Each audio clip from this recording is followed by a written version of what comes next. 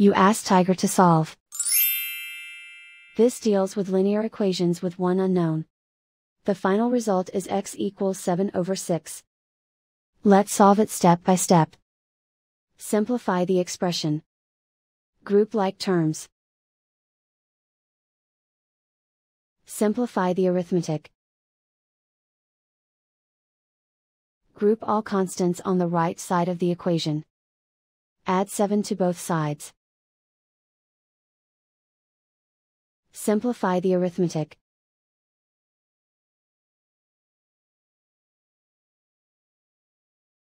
Isolate the x. Divide both sides by 6.